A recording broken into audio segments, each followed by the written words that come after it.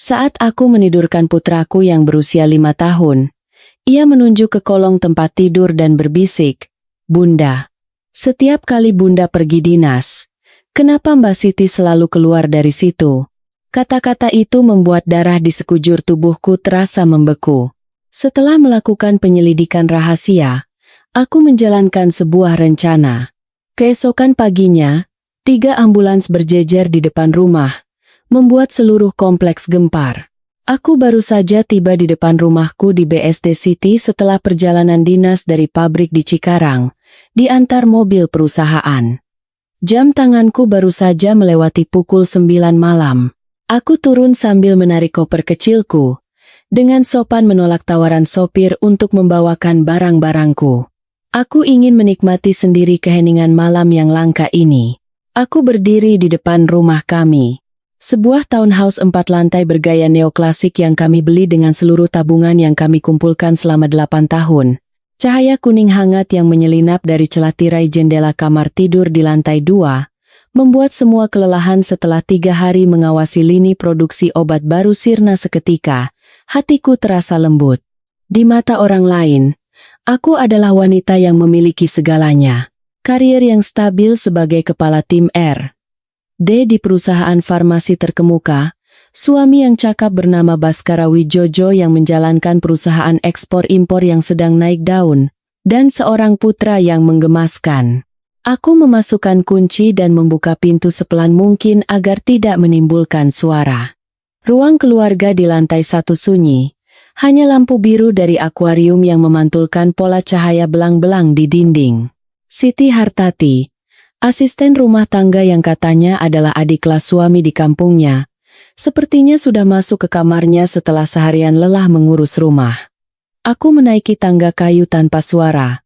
Saat melewati ruang kerja suamiku, aku melihat cahaya masih menyelinap dari celah pintu. Baskara masih bekerja. Bayangannya terpantul panjang di dinding, punggungnya tampak serius dan berwibawa. Aku tersenyum. Aku bersyukur atas kerja kerasnya untuk keluarga di tengah kondisi pasar yang sulit, dan aku memutuskan untuk tidak mengganggunya, lalu berjalan menuju kamar tidur putraku. Pintu kamar sedikit terbuka. Putraku, Bima, meringkuk di tengah tempat tidur besar. Napasnya teratur, memeluk erat boneka beruang lusuh yang sudah usang. Setiap kali aku mencoba menggantinya dengan yang baru, ia selalu menolak. Aku diam-diam meletakkan tasku di kursi, berganti pakaian dengan piyama sutra yang sejuk, lalu naik ke tempat tidur dan berbaring di samping Bima. Hangat tubuhnya yang mungil seolah melunturkan semua ketegangan di tubuhku. Aku mengecup keningnya dengan ringan, berniat memejamkan mata sejenak sebelum mandi. Saat itu, Bima bergerak. Matanya yang besar dan hitam terbuka bulat, menatapku dengan berkedip. Sepertinya ia belum tidur nyenyak, atau mungkin terkejut oleh hawa dingin dari tubuhku. Bima mengucek matanya dan berkata dengan suara serak, "Bunda sudah pulang." Aku mengelus kepalanya dan berbisik, "Iya, sayang. Bunda sudah pulang." "Bima tidur lagi ya?" Bima tidak langsung memejamkan mata. Ia berbaring diam sejenak, menatap kosong ke kegelapan. Tiba-tiba, ia berbalik menghadapku dan menunjuk dengan jari mungilnya ke bawah tempat tidur, yang sepenuhnya tertutup oleh sprei yang menjuntai panjang. Pertanyaan polosnya menembus keheningan ruangan, tapi kata-katanya membuatku membeku seolah disiram air es. "Bunda, kenapa Mbak Siti selalu keluar dari situ setiap kali Bunda pergi dinas?" Aku terperangah. Aku merasa salah dengar. Jantungku serasa jatuh, lalu mulai berdebar kencang. Aku memaksakan senyum dan bertanya kembali kepada putraku dengan suara setenang mungkin. "Bima, kamu bilang apa? Mbak Siti kenapa?" "Mungkin Bima mimpi, ya? Mana bisa ada orang masuk ke kolong tempat tidur yang sempit begini?" Bima menggelengkan kepalanya dengan kuat. Wajah bocah 5 tahun itu menunjukkan ekspresi yang anehnya serius, seolah ingin membuktikan bahwa ia mengatakan yang sebenarnya. Ia menarik lengan bajuku dan berbisik, seolah takut ada yang mendengar. "Bukan mimpi. Mbak Siti keluar dari bawah situ, terus main dokter-dokteran sama ayah. Ayah bilang ini permainan rahasia orang dewasa. Jadi kalau Bima bilang ke Bunda, nanti Bima ditangkap hantu, telingaku berdengung. Semua suara di sekitarku lenyap, hanya gema mengerikan dari ucapan Bima yang terus terngiang. Permainan dokter-dokteran, permainan rahasia. Kata-kata itu menjadi jarum tajam yang menusuk otakku. Rasa sakitnya luar biasa. Aku bangkit dan menatap tajam ke arah ranjang kayu eboni yang diimpor langsung dari Italia itu. Ranjang ini adalah yang Baskara bersikeras untuk ganti 2 tahun lalu. Alasannya, ranjang lama tidak bagus menurut Feng Shui dan buruk untuk kesehatan tulang punggungku. Ia sendiri yang memesannya dan bahkan mengawasi teknisi yang datang memasangnya, sambil tak henti-hentinya memuji betapa kokoh dan berkelasnya ranjang ini. Ranjangnya berdesain kotak yang menempel rapat di lantai, tertutup di keempat sisinya. Terlalu berat bahkan untuk dibayangkan bisa digeser untuk bersih-bersih, jadi aku hanya bisa membersihkan celah-celahnya dengan penyedot debu portabel. Rasa takut yang samar namun membuat punggungku merinding mulai menyebar ke seluruh tubuh.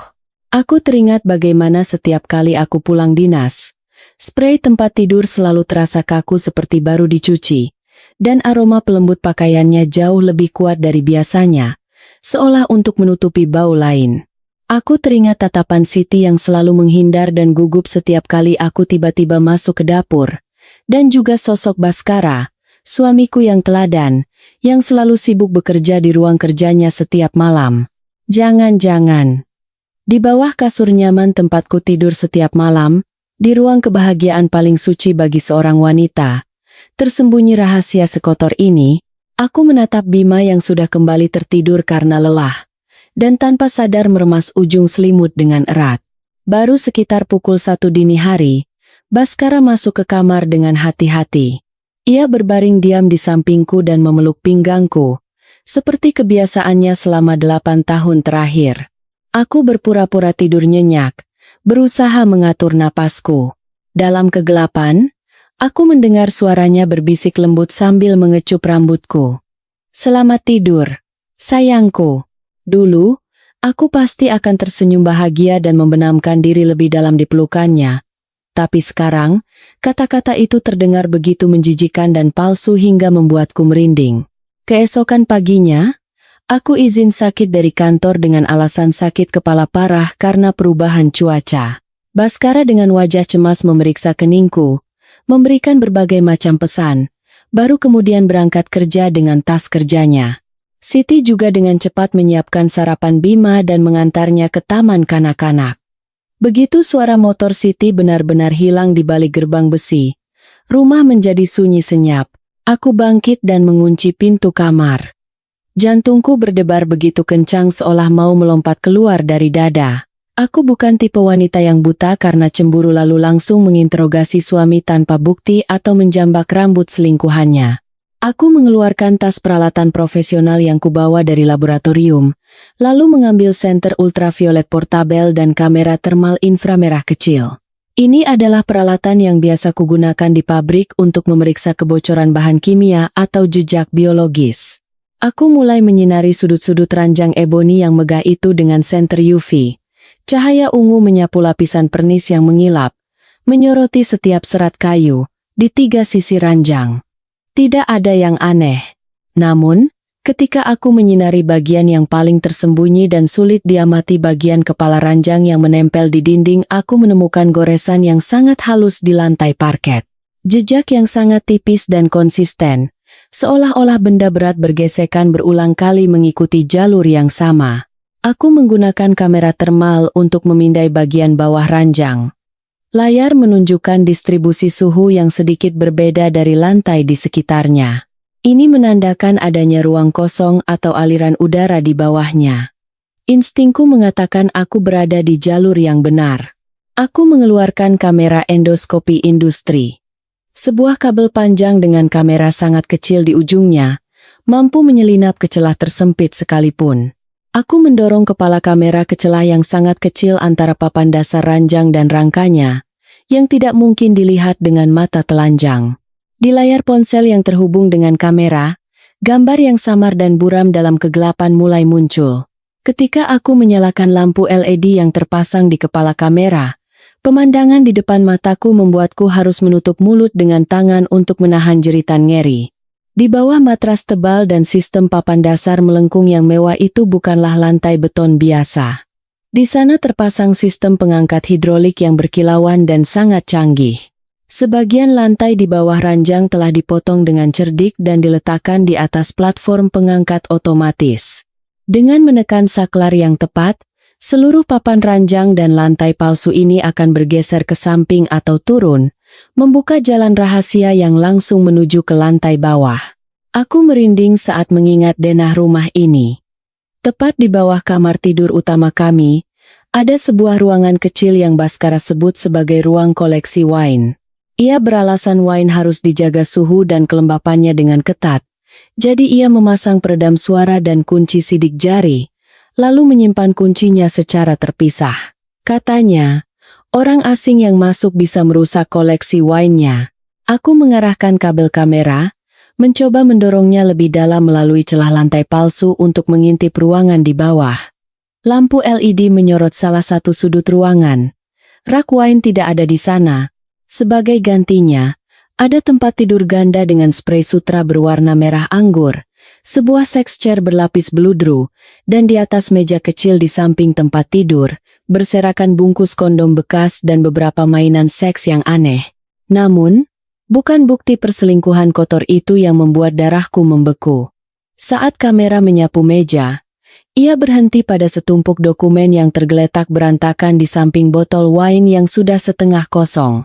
Gambarnya sedikit kabur. Tapi aku bisa mengenali logo familiar dari sebuah perusahaan asuransi jiwa besar dan tulisan tebal yang tercetak di halaman pertama kontrak. Tertanggung. Arini Pratiwi.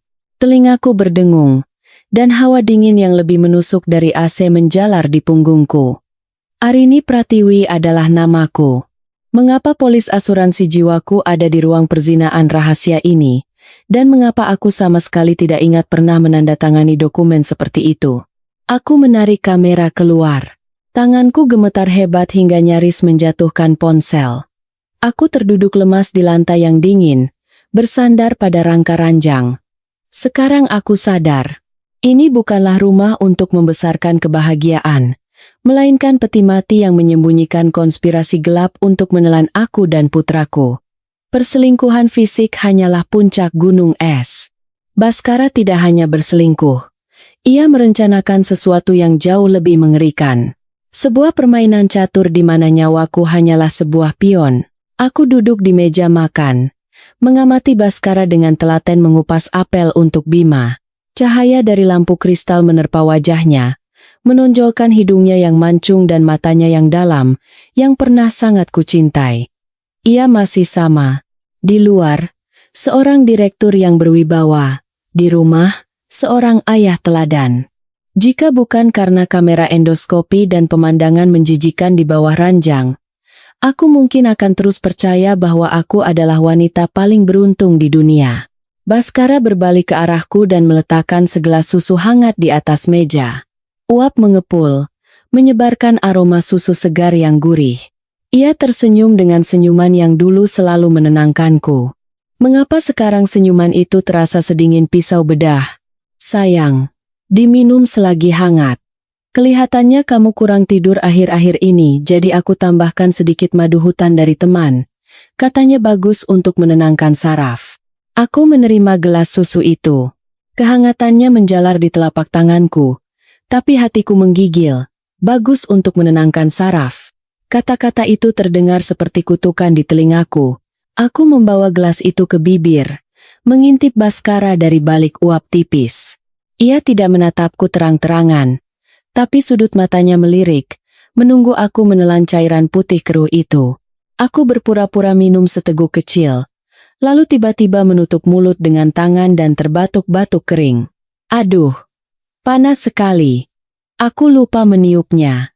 Mas, tolong ambilkan tisu, dong. Bima menumpahkan apel ke bajunya. Baskara bergegas berbalik menuju rak dapur. Itulah saatnya. Aku dengan cepat menuangkan sebagian besar susu ke dalam botol termos pribadi yang sudah kubuka tutupnya di bawah meja. Lalu, Aku menyeka mulutku dengan cepat seolah-olah telah meminumnya habis dalam sekali teguk.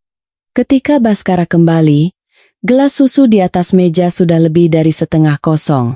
Ia melihat gelas itu, dan tatapan kepuasan yang tersembunyi melintas di matanya, sebelum ia kembali bermain dengan putranya. Malam itu, aku menunggu sampai suara dengkuran Baskara terdengar teratur, lalu bangkit dengan hati-hati. Aku membawa botol termos berisi sampel susu berharga itu, diam-diam naik taksi menuju kantor. Sebagai kepala tim R&D, aku memiliki kunci pribadi dan akses ke laboratorium kapan saja. Di bawah cahaya putih dingin laboratorium, dengan tangan gemetar, aku meneteskan susu itu setetes demi setetes ke dalam tabung reaksi, dan memulai analisis kromatografi cair kinerja tinggi. Di malam yang sunyi, suara mesin yang bekerja terdengar seperti detak jarum jam di bom waktu. Hasil yang muncul di layar komputer membuatku harus berpegangan erat pada tepi meja batu agar tidak jatuh. Tidak ada madu hutan. Sebaliknya, di dalamnya terkandung risperidone, obat antipsikotik yang digunakan untuk pasien skizofrenia, dan dosisnya dihitung dengan sangat cermat. Jika dikonsumsi dalam jangka panjang oleh orang normal, obat itu dapat menyebabkan gejala seperti kelesuan, kehilangan ingatan, tremor, dan gangguan kontrol emosi. Aku menghubungkan semua kejadian belakangan ini. Saat-saat aku sering lupa menaruh kunci, saat aku marah pada Bima tanpa alasan, dan rasa lelah kronis yang terus-menerus kurasakan. Semua itu bukan karena stres kerja atau usia. Aku sedang diracuni secara perlahan oleh suami yang tidur di sampingku setiap malam. Aku teringat percakapan telepon rahasia Baskara yang tidak sengaja ku dengar minggu lalu. Ia berbicara dengan suara cemas dan terdesak tentang pinjaman bank yang akan jatuh tempo, dan beberapa bidang tanah di pesisir yang investasinya macet. Ternyata, perusahaan ekspor-impornya hanyalah cangkang kosong. Ia terlilit utang karena investasi spekulatif yang gagal. Dan aku, atau lebih tepatnya, paten teknologi bio atas namaku yang bernilai ratusan miliar rupiah, adalah satu-satunya tali penyelamatnya. Namun, untuk menjualnya tanpa tanda tanganku, aku harus menjadi orang yang kehilangan kecakapan sipil seorang istri yang gila, seorang ibu yang tidak waras. Rencananya tidak hanya kejam, tetapi juga bertujuan untuk merampas kepribadian dan hak asasi manusiaku. Hari Minggu, Baskara berbohong akan membawa Siti ke supermarket untuk membeli bahan makanan segar selama seminggu. Tapi aku tahu betul bahwa hari ini adalah jadwal pemeriksaan kandungan rutinnya di klinik kandungan yang ia pesan secara diam-diam. Ia membutuhkan anak di dalam perut Siti. Mungkin sebagai persiapan untuk membangun keluarga baru setelah memasukkanku ke rumah sakit jiwa. Begitu mereka pergi, aku mengirim Bima ke rumah neneknya dengan alasan harus melakukan pembersihan besar-besaran di rumah. Setelah rumah benar-benar kosong, aku mengambil napas dalam-dalam dan kembali ke kamar tidur tempat pintu menuju neraka tersembunyi. Kali ini, aku sudah lebih terbiasa mengoperasikan mekanisme geser ranjang. Saat pintu rahasia terbuka, bau apek dan parfum murahan yang bercampur menusuk hidungku. Aku menuruni tangga kayu yang sempit. Jantungku berdebar kencang, tapi langkahku sangat mantap. Ruangan itu persis seperti yang kulihat melalui kamera. Namun berada langsung di sini membuat rasa mual yang menyesakan terasa lebih nyata. Aku memakai sarung tangan karet dan mulai menggeledah setiap sudut. Di balik rak wine palsu, aku menemukan dinding kayu yang ketika diketuk mengeluarkan suara kosong. Setelah membongkar papan kayu itu, sebuah brankas elektronik kecil yang tersembunyi di dalam dinding muncul. Aku tidak tahu kata sandinya, tapi pengalamanku di laboratorium mengajariku cara menemukan jejak. Aku mengeluarkan sebotol bubuk fluoresen yang digunakan untuk mencari sidik jari di permukaan halus dan senter UV dari tasku. Aku menaburkan bubuk itu dengan ringan di atas kipet angka, lalu mematikan lampu ruangan dan menyalakan senter UV. Dalam kegelapan, bubuk di atas 4 angka 1, 2, 0, 5 menempel paling jelas. Bersinar terang seperti api hantu. 5 Desember. Hari jadi pernikahan kami. Aku tersenyum pahit. Suara tawaku yang bergema di ruang bawah tanah kedap suara itu terdengar seperti tangisan. Ia menggunakan hari paling sakral dalam pernikahan kami untuk mengunci rahasia pengkhianatannya. Ironi ini lebih kejam daripada ribuan pisau yang menusuk jantungku. Dengan bunyi bip yang kering, brankas terbuka. Di dalamnya tidak ada uang tunai atau perhiasan mahal. Hanya ada satu bundel dokumen tebal. Dengan tangan gemetar, aku membolak-baliknya halaman demi halaman. Kontrak pinjaman dari rentenir dengan bunga yang mencekik. Totalnya mencapai miliaran rupiah. Dokumen hipotek untuk rumah yang kami tinggali ini juga ada. Dengan tanda tanganku yang dipalsukan, sudah diajukan ke bank dan tinggal menunggu pencairan dana. Dan yang paling penting, di bagian paling bawah, ada surat perjanjian pengalihan hak paten teknologi bio anak rohaniku yang kuperjuangkan dengan penelitian selama 5 tahun terakhir. Pihak penerima adalah perusahaan farmasi saingan yang merupakan musuh bebuyutan grup kami. Baskara telah menjualku. Bukan hanya secara emosional, tapi juga kecerdasanku, keringatku, air mataku, dan karierku. Ia menjualnya dengan harga murah untuk melunasi utang dari ambisinya yang bodoh. Ia menganggapku seperti sapi perah, memeras hingga tetes terakhir sebelum mengirimku ke rumah jagal. Aku memotret semua dokumen dan mengembalikan semuanya seperti semula. Saat menutup pintu brankas, aku merasa wanita lemah yang dulu mencintai dan mempercayai suaminya telah mati sepenuhnya di ruang bawah tanah ini. Ketika aku keluar dari sana, aku bukan lagi Arini yang kemarin. Aku adalah seorang ibu yang harus melindungi anaknya, dan seorang ilmuwan yang harus mempertahankan kehormatannya. Senin pagi, aku kembali ke laboratorium, tapi bukan untuk bekerja seperti biasa. Di kepalaku hanya ada satu formula. Formula pembalasan. Aku membuka lemari penyimpanan spesimen tanaman dan mengambil sebuah kotak kecil berisi bulu halus dari tanaman Mucuna pruriens, atau yang biasa disebut karagatal, yang telah kukumpulkan untuk penelitian zat iritan alami. Bulu ini mengandung serotonin dan enzim proteolitik, yang dalam jumlah sangat kecil pun, jika bersentuhan dengan kulit terutama saat pori-pori terbuka karena keringat atau suhu tinggi akan menyebabkan rasa gatal yang luar biasa. Semakin digaruk, semakin menyebar. Rasanya seperti ribuan semut api menggigit di bawah kulit. Aku dengan hati-hati mengekstrak dan memurnikannya, lalu mencampurnya dengan bubuk inert ultra halus yang tidak berwarna dan tidak berbau. Di bawah mikroskop, partikel-partikel halus ini tampak tajam seperti pecahan kaca yang tak terlihat. Aku memasukkan produk jadi ke dalam botol merica kecil, memberinya label bumbu dapur, dan menyimpannya di tasku. Selanjutnya, aku membuat larutan tambahan dari minyak esensial capsaicin yang sangat diencerkan. Bau pedasnya dihilangkan, hanya menyisakan sifatnya yang menyebabkan iritasi ringan namun terus-menerus pada selaput lendir mata dan hidung. Aku tidak ingin membunuh mereka. Aku ingin mereka hidup dalam ketidaknyamanan yang ekstrem di dalam sarang cinta yang mereka anggap paling aman, saling mencurigai satu sama lain. Saat makan siang, ketika Siti sibuk memasak di dapur dan Baskara belum pulang, aku menyelinap lagi ke ruang bawah tanah rahasia itu. Dengan masker dan sarung tangan, aku menaburkan bubuk gatal itu di atas sprei berwarna merah anggur.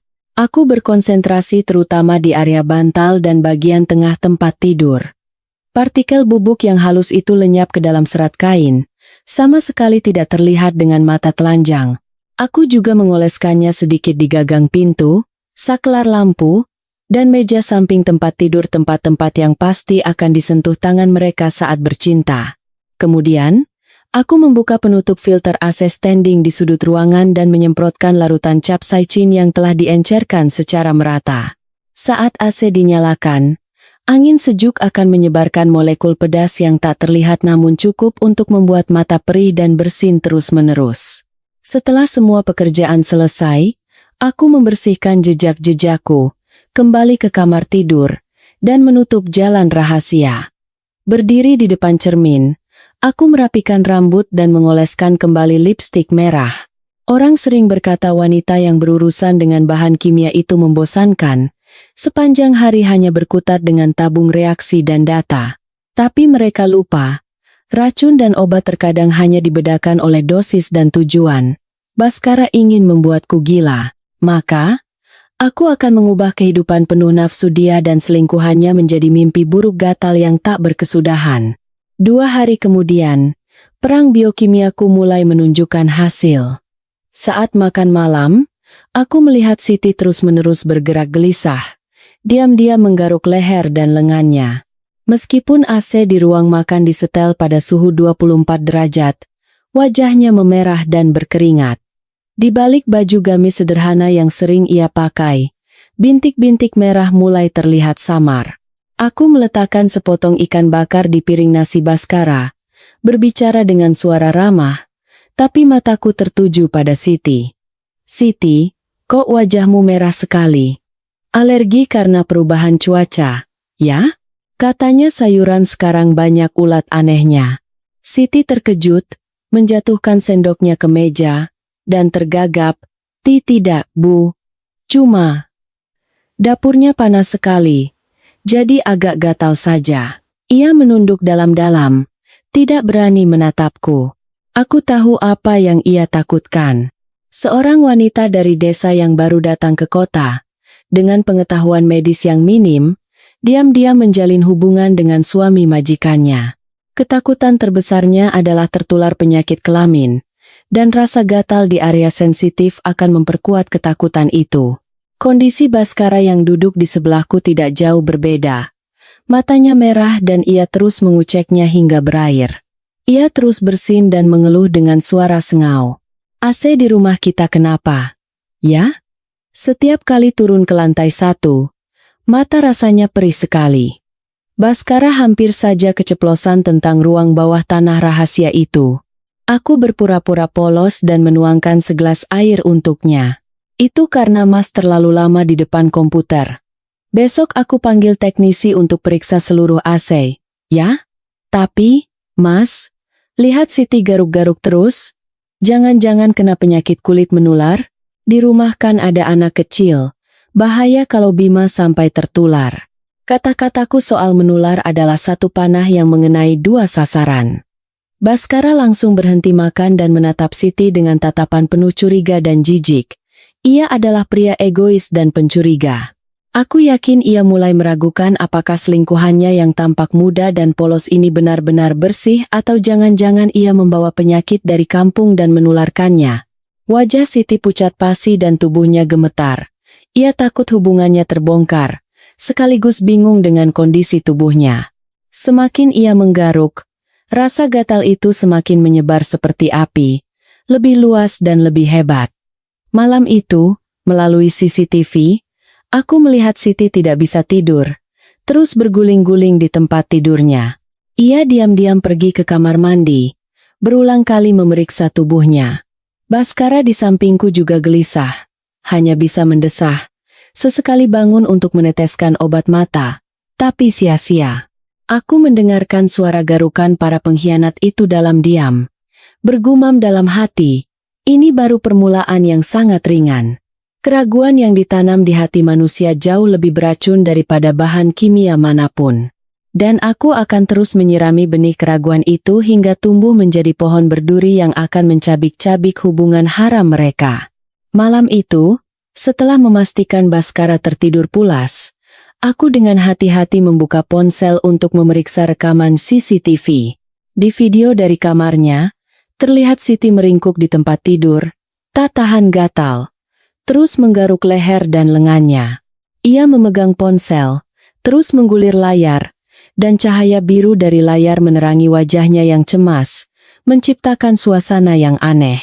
Aku tahu apa yang sedang ia lakukan. Bagi wanita seperti Siti yang pendidikannya rendah dan penakut, internet adalah satu-satunya tempat untuk mencurahkan masalah yang tak bisa ia ceritakan. Aku menyalakan laptop dan masuk dengan akun palsu ke sebuah komunitas online khusus wanita yang telah kubangun dengan susah payah selama beberapa bulan. Nama panggilanku adalah Bude Jamu. Foto profilku adalah gambar tangan yang sedang meracik jamu di samping lumpang, memberikan kesan kepercayaan dan misteri sekaligus. Benar saja, di papan konsultasi rahasia, ada sebuah postingan baru yang diunggah 10 menit yang lalu. Meskipun akunnya anonim, dari kalimat yang canggung dan kesalahan ketik yang khas, aku langsung tahu itu adalah Siti. Ia menulis, "Bude, beberapa hari ini badan saya gatal semua, makin digaruk makin perih. Apa ini penyakit yang nular dari laki-laki ya? Terus, pasangan saya akhir-akhir ini lemas dan gampang capek. Gimana caranya biar hubungan kami tetap awet?" Aku tersenyum sinis dan mulai mengetik balasan pertama, berpura-pura seperti seorang ahli pengobatan tradisional yang bijaksana. Aku membalas, "Selamat malam. Duk, gatal-gatal itu bisa jadi karena darah kotor dan panas dalam, ditambah pikiran yang terlalu cemas sehingga angin jahat masuk ke tubuh. Untuk pasanganmu, kalau sering lelah dan keringat dingin, itu pertanda ginjalnya lemah, energi ki-nya tidak lancar. Kalau tidak segera diobati, api asmaranya bisa padam. Nanti takutnya dia cari kehangatan baru di tempat lain." Istilah-istilah pengobatan tradisional itu tepat sasaran, menusuk langsung ke kecemasan Siti yang takut kehilangan sandaran finansialnya. Ia pasti merasa seperti orang tenggelam yang menemukan sepotong kayu. Hanya dalam beberapa menit, sebuah pesan pribadi masuk. Siti mengirim pesan dengan nada putus asa. "Bude, tolong saya, Bude. Saya takut sekali mau ke dokter. Apa Bude punya obat yang bagus? Berapapun harganya saya beli." Aku tidak langsung menjawab. Untuk meningkatkan nilai kata-kataku, aku membuatnya menunggu dengan cemas selama sekitar 15 menit. Baru kemudian aku perlahan mengetik balasan. "Penyakit kalau di hati, obati dulu hatinya. Kalau di badan, pakai ramuan. Bude tidak jualan obat, hanya menunjukkan jalan bagi yang berjodoh. Untuk gatal-gatalmu, akan Bude ajarkan cara mandi rempah untuk mendinginkan badan dan membuang racun. Untuk urusan suamimu, laki-laki seusia itu memang sering loyo karena stres kerja dan hubungan yang tidak teratur. Harus diperkuat dari akarnya biar tidak lepas." Siti dengan cepat membalas, "Iya, Bude, iya." Ia mengeluh bahwa Baskara belakangan ini sering marah-marah, sulit tidur, dan hubungan inti mereka hanya sekadar formalitas. Ia sama sekali tidak tahu bahwa kelelahan Baskara disebabkan oleh tekanan utang yang menumpuk. Aku mengetik kalimat pamungkas, umpan yang paling manis.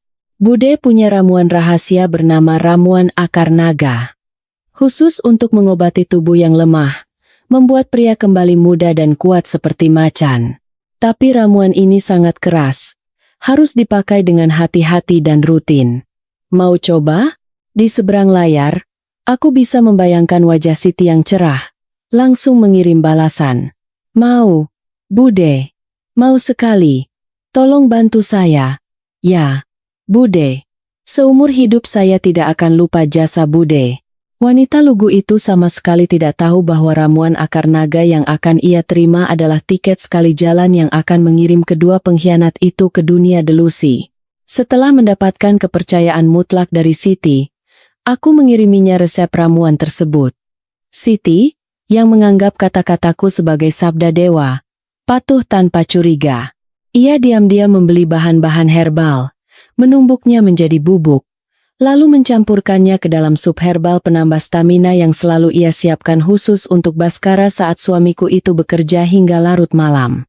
Melalui CCTV, aku melihat Siti membawa semangkuk sup panas mengepul turun ke ruang koleksi wine.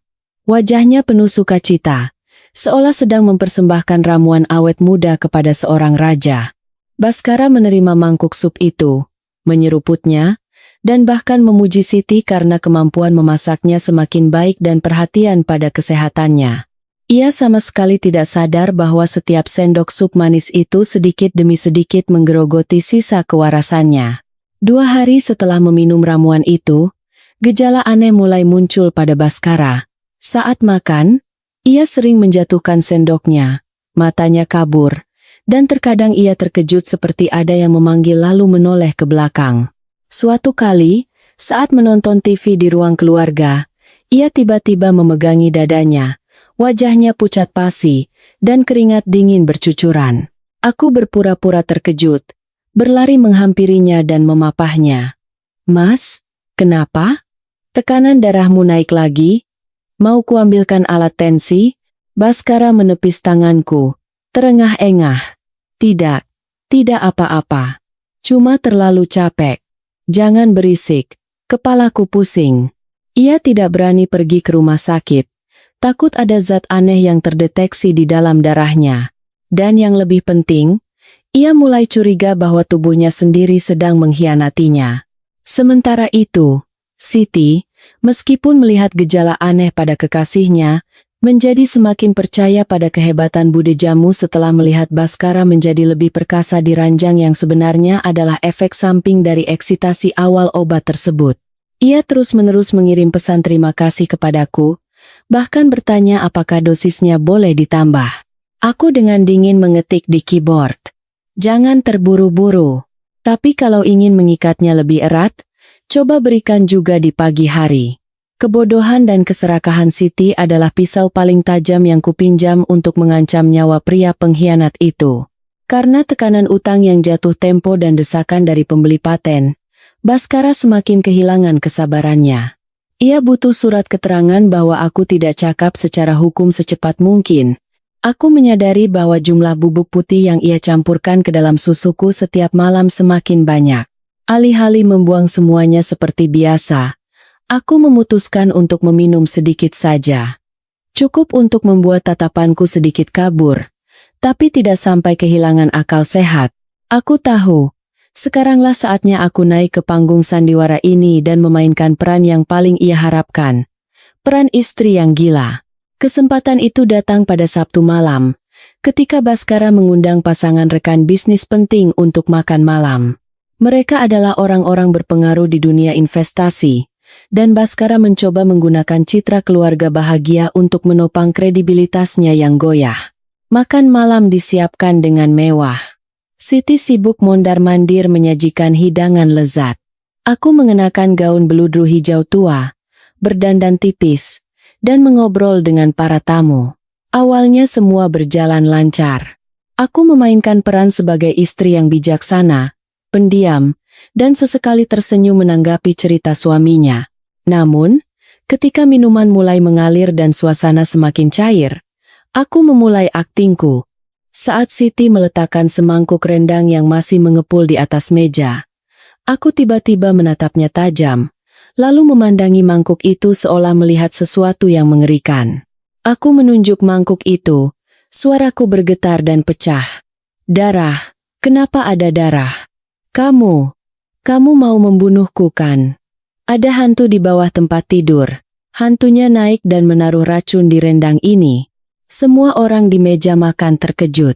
Istri rekan bisnisnya menjatuhkan sendoknya dengan bunyi kling yang nyaring. Wajah Baskara pucat pasi. Ia buru-buru bangkit dan memegang bahuku. Suaranya berusaha tenang, tapi kepanikan terdengar jelas. Arini, kamu kenapa? Kamu lelah, ya? Ini cuma rendang. Sayang. Di mana darahnya? Aku menepis tangan Baskara dengan kasar dan bangkit berdiri. Gelas wine tersenggol dan tumpah. Anggur merah mengalir di atas taplak meja putih. Noda merah itu menyebar, benar-benar seperti darah.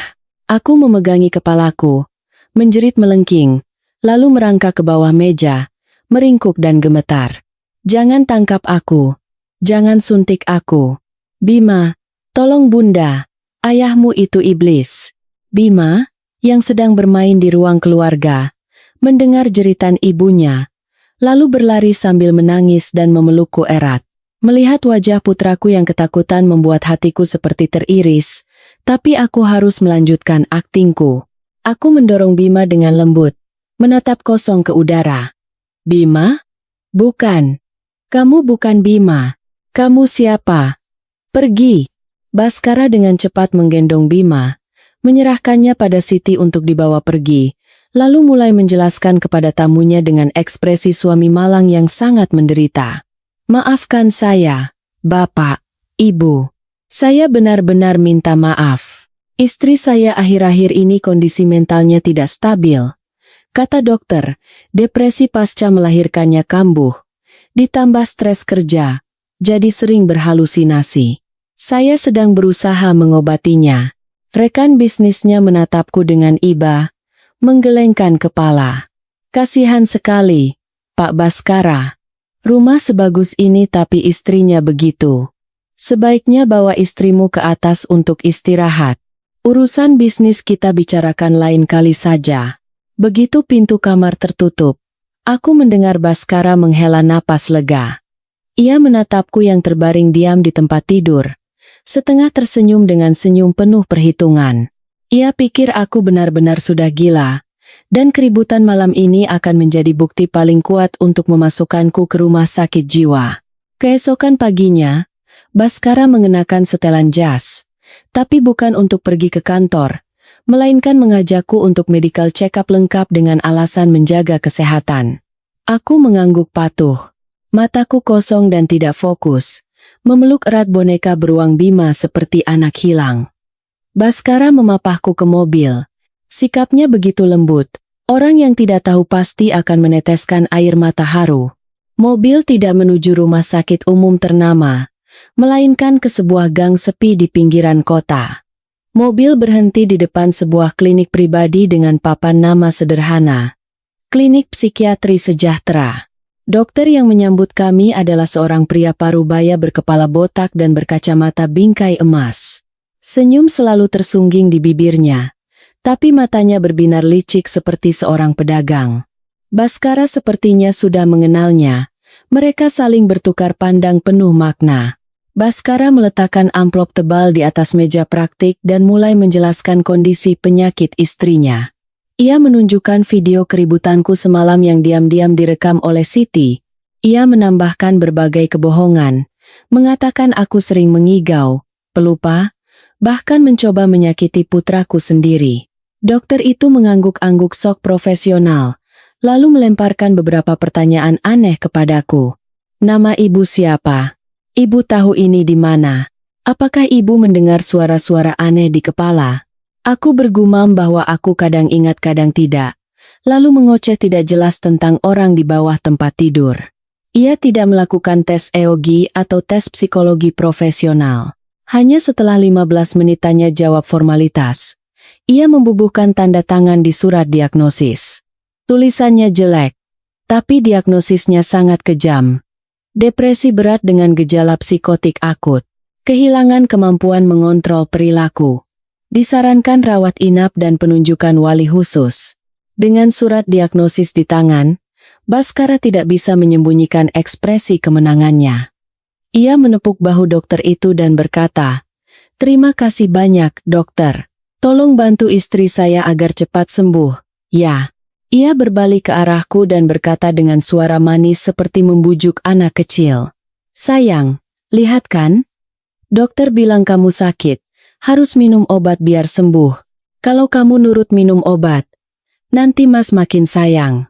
Aku menerima botol obat warna-warni yang diberikan dokter itu, sambil tertawa dalam hati. Surat diagnosis ini baginya adalah tiket untuk merampas hartaku, tapi bagiku, ini adalah bukti nyata persekongkolan kotor antara dia dan dokter tak bermoral itu. Sejak hari aku mendapatkan surat diagnosis sebagai penderita gangguan jiwa, Siti seolah-olah telah menanggalkan sepenuhnya cangkang kepolosannya yang kampungan. Ia mondar-mandir di rumah ini seolah-olah ia adalah nyonya rumah di masa depan. Sikapnya yang sombong namun canggung itu membuatku muak. Ketika Baskara tidak ada dan aku berpura-pura tertidur lelap karena pengaruh obat, Siti dengan sengaja membuka lemari pakaianku. Ia mencoba gaun-gaun sutra mahalku di depan cermin, berputar-putar dengan senyum puas. Ia bahkan mengambil lipstik merah anggur kesayanganku, mengoleskannya tebal-tebal di bibirnya yang pecah-pecah, mencoba meniru aura elegan yang tidak akan pernah bisa ia miliki seumur hidupnya. Kesombongan Siti mencapai puncaknya ketika ia mulai ikut campur dalam mendidik Bima. Hari itu, Bima tidak sengaja menumpahkan jus jeruk di sofa kulit mahal di ruang keluarga. Dulu, Siti pasti akan tergopoh-gopoh membersihkannya dan menenangkan Bima. Tapi hari ini, ia berkacak pinggang dan membentak putraku. "Kamu ini ngapain sih? Tahu nggak sofa ini harganya berapa? Ibumu sudah gila. Kamu mau ikut-ikutan merusak rumah?" Bima ketakutan, meringkuk, matanya berkaca-kaca sambil tergagap meminta maaf. Aku duduk di kamar, Menyaksikan adegan itu melalui layar ponsel, merasakan sakit yang luar biasa di hatiku. Aku ingin sekali berlari ke bawah, menampar pipi wanita tak tahu malu itu, merobek mulutnya yang telah menghina putraku. Tapi akal sehat menahanku. Aku tahu jika aku bertindak gegabah sekarang, semua kesabaranku selama ini akan sia-sia. Aku harus membiarkan kesombongannya membengkak hingga batasnya. Seperti balon yang ditiup terlalu kencang, yang akan meledak hanya dengan satu tusukan jarum kecil. Aku menelan air mataku, mencatat setiap tindakan dan kata-katanya di dalam buku catatan batinku. Semakin Siti besar kepala, semakin longgar kewaspadaan Baskara. Ia merasa aman melihatku yang setiap hari linglung dan lemah, dan mulai tidak mengunci pintu ruang kerjanya saat bercengkerama dengan selingkuhannya. Ia sama sekali tidak tahu bahwa kelalaian fatal itu akan menjadi jerat di lehernya sendiri. Aku terus memainkan peran istri gila. Terkadang tertawa terkekeh-kekeh, terkadang menangis tanpa alasan, membuat Siti semakin meremehkanku. Ia mulai memerintahku seperti pembantu. Bu, ambilin minum. Dong. Bu, minggir. Jangan di jalan. Aku menuruti perintahnya dengan mata kosong, tapi di dalam hati, aku terus mengasah pisau kebenaran. Kesombongan orang ketiga adalah katalis sempurna yang mempercepat proses kehancuran aliansi iblis ini. Untuk meruntuhkan sebuah benteng, kau tidak perlu menghancurkannya dari luar. Kau hanya perlu mencabut satu batu fondasi yang paling penting. Bagi pria seperti Baskara yang sangat terobsesi dengan harga diri sebagai kepala keluarga dan garis keturunan, batu fondasi itu adalah harga diri dan darah daging. Aku tahu Baskara selalu membanggakan Bima, menganggap putranya adalah replika sempurna dirinya dan pewaris tahtanya. Ia bisa mengkhianati istrinya, tapi ia tidak akan pernah bisa menerima jika dirinya dikhianati atau membesarkan anak orang lain. Kepercayaan dirinya yang berlebihan bahwa ia bisa mengendalikan wanita akan menjadi kelemahan fatalnya. Di sela-sela waktu saat Baskara membawa Siti Kemal untuk membeli barang-barang untuk sarang mereka di ruang bawah tanah, aku duduk di depan komputer. Menggunakan keahlian Photoshop yang kuasa sejak kuliah, aku mulai menciptakan sebuah bom atom. Aku memindai contoh hasil tes dari sebuah pusat tes DNA terkemuka yang pernah bekerja sama denganku, lalu mengubah isinya. Nama ayah, Baskara Widjojo. Nama anak, Bima Putra Widjojo. Kesimpulan, hubungan ayah anak biologis tidak terbukti. Aku bahkan memalsukan stempel merah dan tanda tangan kepala laboratorium dengan cermat, lalu mencetaknya di atas kertas tebal yang sedikit kekuningan agar tampak asli. Selembar kertas tipis di tanganku ini memiliki daya hancur yang lebih mengerikan daripada racun manapun. Malam itu, Baskara punya kebiasaan membaca buku selama sekitar 30 menit sebelum tidur. Buku yang sedang ia baca adalah Cara Mencari Kawan dan Mempengaruhi Orang Lain karya Dale Carnegie. Sungguh sebuah ironi pahit bagi pria yang menjalani kehidupan ganda. Aku menyelipkan hasil tes DNA itu di antara halaman yang sedang ia baca, lalu meletakkan kembali buku itu di meja samping tempat tidur dengan sudut yang pas sehingga kertas itu akan langsung jatuh begitu ia mengambilnya. Setelah itu, aku minum seteguk air, berbaring di tempat tidur, dan memulai aktingku. Aku menarik selimut hingga menutupi kepala, gemetar seolah kedinginan, dan menggumamkan kata-kata tak jelas. Sekitar pukul 10:30 malam, Baskara masuk ke kamar. Ia melirikku dengan tatapan jijik, lalu naik ke tempat tidur. Ia mengambil buku itu untuk dibaca sebelum tidur.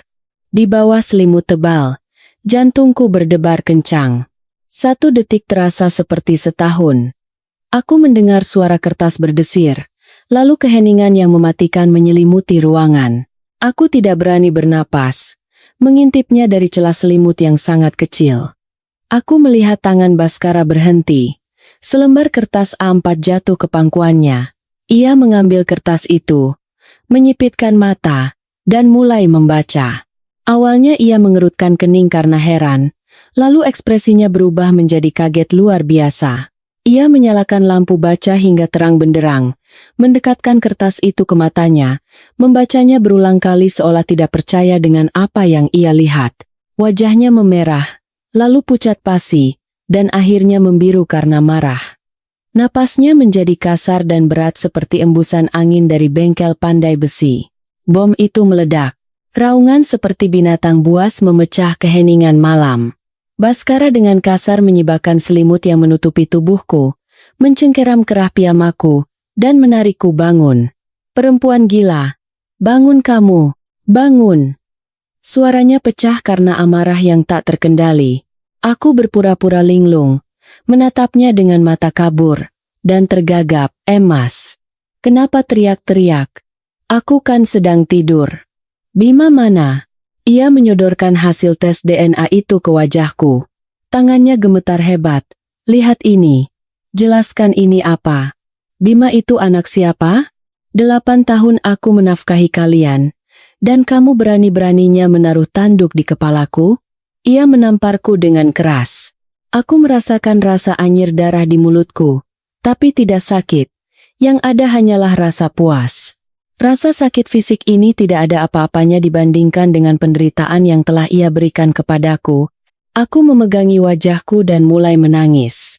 Tapi bukan tangisan meminta ampun, melainkan tangisan polos orang gila. Kamu ngomong apa? Bima kan anakmu? Oh, bukan. Dia anaknya om tetangga sebelah yang baik hati itu. Aku terkikik, mataku tak fokus. Waktu kamu dinas, om itu sering datang benerin keran.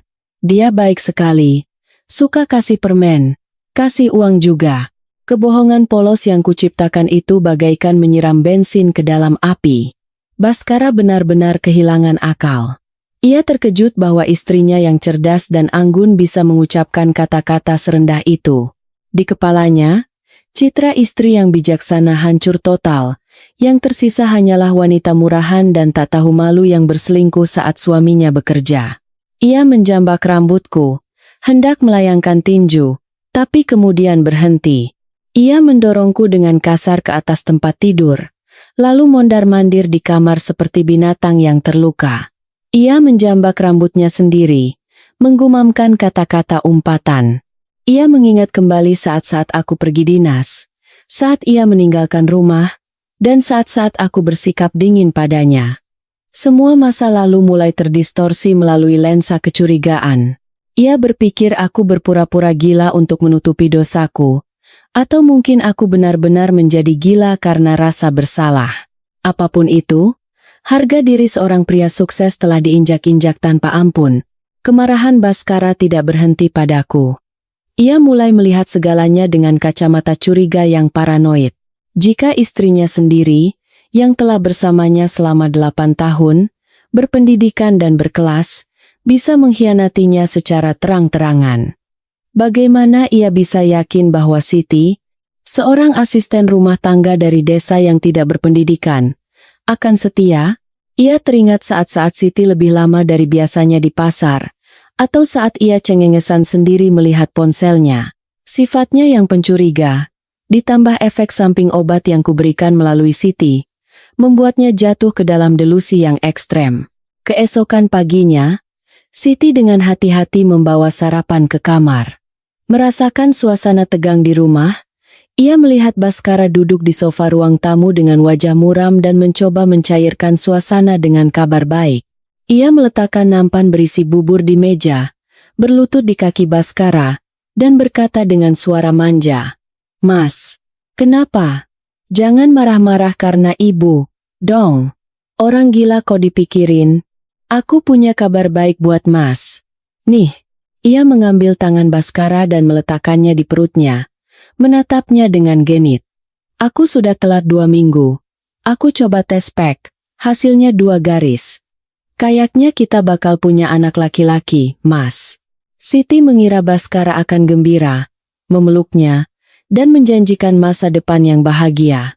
Tapi reaksi Baskara membuatnya membeku. Ia menarik tangannya seolah menyentuh bara api, lalu menatap Siti dengan tajam seperti pisau. "Hamil? Kamu yakin itu anakku?" Pertanyaan itu bagaikan tamparan bagi Siti. Ia tercengang. "Mas ngomong apa? Aku kan cuma punya Mas. Aku di rumah ini terus." "Diam. teriak Baskara, membanting nampan berisi bubur panas itu ke lantai. Istriku juga bersumpah hanya mencintaiku. Tapi ternyata dia melahirkan anak orang lain. Kalian perempuan semua pembohong. Ia bangkit dan menunjuk wajah Siti. Kamu pikir aku bodoh? Kenapa cewek muda dan cantik sepertimu mau terkurung di rumah ini dengan orang tua sepertiku? Kamu juga mau morotin aku, kan? Siti menangis terseduh-seduh, bersumpah setia. Tapi Baskara tidak peduli. Ia mulai menggeledah tas Siti, memeriksa ponselnya. Ketika ia menemukan postingan Siti di komunitas online yang mengeluh kekasihnya impoten, darah di kepalanya seolah mendidih. Ia membanting ponsel itu ke dinding hingga hancur berkeping-keping. Hebat sekali kamu. Kamu sebarkan ke seluruh internet kalau aku impoten. Awas kalau kamu macam-macam lagi. Ia berkata kepada Siti dengan suara dingin dan kejam. Sore ini juga kita tes amniosentesis untuk tes DNA. Kalau itu bukan anakku, kamu akan kuusir ke jalanan. Pulang saja ke kampungmu. Jadi peternak bebek. Siti terduduk di tengah-tengah bubur yang tumpah, menangis tanpa suara. Ia tidak mengerti mengapa semuanya berubah begitu cepat. Harapannya untuk mengubah nasib membeku seketika disiram air dingin. Sementara itu, aku duduk di tangga lantai 2, memeluk boneka beruang, diam-diam menyaksikan drama murahan terbaik yang sedang berlangsung di depan mataku. Siti menatapnya dengan ngeri. Meskipun pendidikannya rendah, ia tahu betapa berbahayanya tes amniosentesis di awal kehamilan, bisa menyebabkan keguguran atau infeksi. Tapi kan janinnya masih terlalu kecil, Mas. Kata dokter itu bahaya. Siti memohon dengan terbata-bata. Baskara tidak peduli. Ia pergi ke lemari wine dan menuang segelas minuman keras, menenggaknya dalam sekali teguk. Bahaya apanya? Kamu takut ketahuan, kan? Dengar baik-baik, aku tidak akan jadi orang bodoh yang dibodohi perempuan seperti kalian lagi. Melihat pemandangan itu, perasaanku campur aduk. Dua pengkhianat yang seharusnya menikmati kemewahan di atas penderitaanku kini saling mencabik-cabik. Di sela-sela waktu saat Baskara menyeret Siti ke sebuah klinik swasta kenalannya untuk melakukan tes kejam itu, aku dengan cepat berganti pakaian, naik taksi, dan menuju sebuah kafe di gang terpencil di kawasan Kebayoran Baru. Orang yang akan kutemui adalah Kompol Reza, teman kuliahku yang kini menjadi seorang kepala tim yang berpengalaman di unit kejahatan ekonomi Polda Metro Jaya. Reza sudah duduk di pojok. Ia menatap penampilanku yang kuyu dengan cemas. Aku tidak berbelit-belit. Langsung meletakkan sebuah USB hitam kecil di atas meja. Di dalamnya ada semua yang telah kukumpulkan. Dari laporan transaksi bank, kontrak rentenir, hingga rekaman percakapan Baskara dengan rekan bisnisnya yang membahas penyembunyian aset dan pencucian uang melalui kontrak asuransi fiktif. Reza mencolokkan USB itu ke laptopnya. Alisnya yang tebal berkerut saat menelusuri banyak file data. Cahaya dari layar menerangi wajahnya yang serius. Setelah hening sejenak, Reza melepas kacamatanya, menatap lurus ke mataku, dan berkata dengan suara rendah, "Arini, bukti-bukti kejahatan ekonomi ini sangat kuat. Dengan jumlah uang dan modus seperti ini, sudah cukup untuk mendakwanya dengan pasal penipuan, penggelapan, dan pencucian uang." Ia berhenti sejenak, "Tapi, tuduhan percobaan pembunuhan yang kamu sebutkan, bukti langsungnya masih kurang. Sampel obat yang kamu analisis atau ranjang itu hanya bukti tidak langsung. Pengacaranya bisa saja berdalih dia membeli obat itu untuk pengobatan pribadi." Aku menggenggam erat cangkir teh hangat di tanganku. Kehangatannya seolah menenangkanku. Aku tahu Reza benar. Hukum membutuhkan bukti nyata, bukan spekulasi. Aku menatap Reza dengan tatapan mantap. Aku tahu. Makanya aku butuh bantuanmu. Siapkan timmu. Dalam 24 jam. Aku akan berikan apa yang kamu butuhkan. Pengakuan yang keluar langsung dari mulutnya dan selingkuhannya. Reza menatapku cemas. "Arini, kamu mau melakukan apa? Jangan terlalu nekat. Dia sekarang sedang terpojok. Tikus yang terpojok bisa menggigit kucing. Aku tersenyum tipis. Senyum sedih namun penuh tekad. Ini bukan nekat. Aku hanya mengembalikan apa yang pantas mereka terima. Percayalah padaku. Drama ini butuh sebuah akhir. Dan akulah yang akan menulisnya. Aku mendekatkan diri ke telinga Reza dan membisikkan rencanaku untuk malam ini secara rinci. Setelah mendengar semuanya, wajah Reza menunjukkan keterkejutan. Lalu ia mengangguk. Ia menggenggam tanganku sekali, seolah memberiku kekuatan. Baiklah. Aku akan siagakan tim di dekat rumahmu. Beri aku sinyal. Kami akan langsung masuk. Hati-hati. Tetap berkomunikasi. Saat meninggalkan kafe, gerimis mulai turun di langit Jakarta. Hujan tipis seperti kabut menempel di rambutku. Terasa dingin, tapi anehnya pikiranku menjadi sangat jernih. Aku tidak punya tempat lagi untuk mundur, dan aku tidak ingin mundur. Pertarungan ini bukan lagi hanya untuk mempertahankan harta atau kehormatan.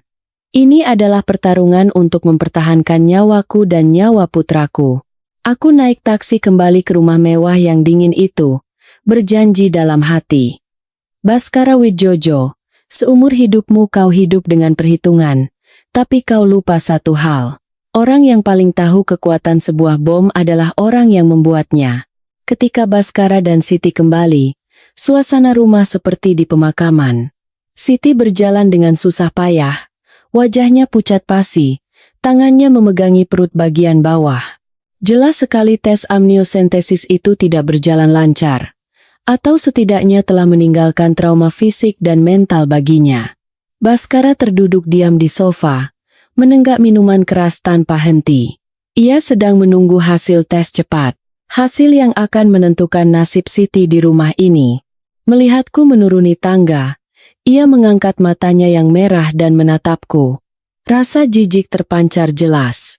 Namun, berbeda dengan penampilanku yang gila biasanya, hari ini aku mengenakan gaun putih sederhana, rambutku diikat rapi, dan wajahku menunjukkan ketenangan yang aneh. Aku berjalan ke hadapan Baskara dan duduk diam di kursi di seberangnya. Mas, bisa kita bicara sebentar? Suaraku tidak lagi gagap atau penuh delusi, melainkan jernih. Baskara tampak sedikit terkejut. Ia meletakkan gelasnya dan menatapku curiga. Kamu sudah waras? Tanyanya sinis. Aku mengangguk dan tersenyum lemah. Setelah beberapa hari minum obat dari dokter, kepalaku jadi lebih jernih. Aku ingat banyak hal, dan aku sadar aku telah menjadi beban untukmu. Aku berhenti sejenak, mengamati ekspresinya. Melihat otot wajahnya sedikit mengendur, aku melancarkan pukulan telak. Aku setuju untuk bercerai. Aku akan tanda tangani surat-suratnya dan masuk ke panti rehabilitasi sesuai keinginanmu.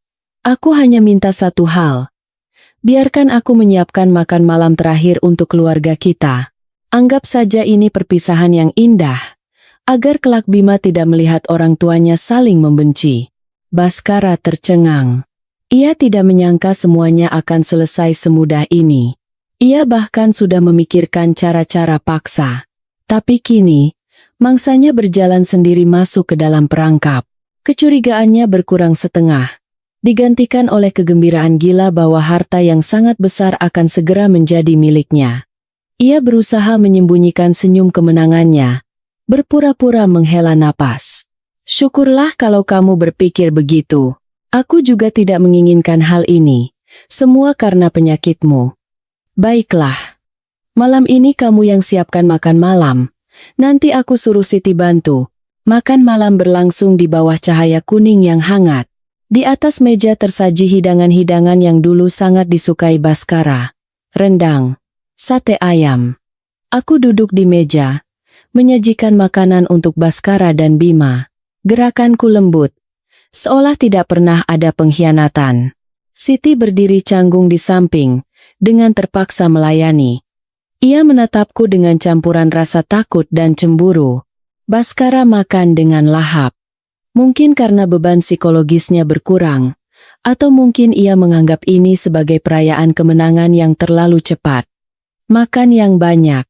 Rendang ini sudah kubumbui dari siang, kataku dengan suara lembut. Baskara mengangguk sambil mengunyah. Iya, sudah lama kamu tidak masak makanan yang benar. Nanti di panti, sembuhkan penyakitmu. Aku akan sering jenguk sama Bima. Aku tersenyum. Hatiku sedingin es. Setelah makan, saat Baskara merokok di ruang keluarga, aku mencuci piring. Suasana hatinya tampak sangat baik. Ia menelepon pengacaranya, memerintahkan untuk menyiapkan surat cerai dan pengalihan aset besok pagi. Aku mencuci piring. Suara air mengalir menutupi suara jantungku yang berdebar kencang. Selesai, aku mengeringkan tangan dan berjalan ke ruang keluarga. Melihatku, Baskara masuk ke dapur, lalu kembali dengan segelas jus jeruk. Jus jeruk segar dalam gelas kristal mewah, dihiasi irisan jeruk tipis, tampak sangat menggoda. Minum ini biar segar. Barusan aku peras sendiri. Aku tambahkan juga vitamin dari dokter. Baskara menyodorkan jus itu kepadaku. Ia menatapku tajam. Tatapannya mengandung desakan yang kejam. Aku tahu di dalam jus ini bukan hanya ada vitamin, tapi juga obat penenang dan obat tidur miliknya dalam dosis mematikan. Segelas jus ini akan membuatku tertidur lelap, mungkin tidak akan pernah bangun lagi, atau jika bangun, aku akan seperti mayat hidup yang kehilangan semua ingatan. Ia ingin memastikan aku tidak membuat masalah malam ini, dan lebih jauh lagi, menciptakan skenario bunuh diri karena depresi. Aku menerima gelas jus itu. Rasa dinginnya menjalar di ujung jariku. Aku mendekatkannya ke hidung, mencium aromanya. Aroma jeruk yang pekat menutupi semua rasa lainnya. Aku mengangkat mata menatap Baskara, melontarkan pertanyaan yang tidak terduga. Mas, kalau waktu bisa diulang, apakah kamu akan tetap menikahiku? Baskara tersentak sejenak, lalu tersenyum kecut. Tiba-tiba ngomong apa sih? Cepat minum, lalu tidur. Aku mengangguk dan membawa gelas itu ke mulut. Aku menenggak seteguk besar, tapi tidak menelannya. Aku menahannya di dalam mulut. Rasa pahit obat mulai larut di ujung lidah. Perutku mual. Aku menutup mulut dan bergegas lari ke toilet di lantai 1, membanting pintu dan menguncinya. Aku memuntahkan jus jeruk itu ke kloset, lalu menyiramnya dengan kuat untuk menghilangkan bukti. Kemudian aku terus berkumur, menatap wajahku di cermin. Mataku tidak lagi patuh, melainkan bersinar tajam. Aku mengeluarkan ponsel dari saku gaun, mengirim pesan singkat ke Reza. Ikan sudah masuk jaring. Operasi dimulai 15 menit lagi. Di luar, Baskara mengetuk pintu. Arini, kamu kenapa? Buka pintunya. Aku sengaja membuat suara seperti orang mau muntah, lalu berteriak dengan suara lemah dan tidak jelas seperti orang mabuk obat. Aku pusing sekali. Aku mau tiduran di sini saja. Jangan masuk. Mendengar suaraku yang pelo, Baskara merasa sangat lega. Ia bergumam, cepat sekali efek obatnya. Lebih baik dia pingsan di situ daripada merepotkan. Suara langkahnya menjauh. Aku menempelkan telinga di pintu, mendengar ia memanggil Siti. Perempuan itu sudah teler. Sayang, ayo kita turun ke bawah. Malam ini kita harus merayakannya besar-besaran. Besok semuanya akan jadi milikku. Ketika aku mendengar suara pintu ruang bawah tanah ditutup dengan bunyi klik, aku merasa seolah-olah aku telah menutup pintu masa laluku dengan tanganku sendiri. 8 tahun masa muda, kenangan manis dan penghinaan pahit, semuanya kini terkunci di balik pintu kayu tebal itu. Aku berdiri diam dalam kegelapan. Tanganku masih berada di atas pintu ruang bawah tanah yang dingin, mendengarkan suara langkah kaki yang gaduh dan tawa riang yang bergema dari bawah. Mereka pikir mereka memasuki surga kenikmatan, tapi mereka tidak tahu bahwa surga itu hanya dipisahkan oleh selembar lantai kayu tipis dari neraka.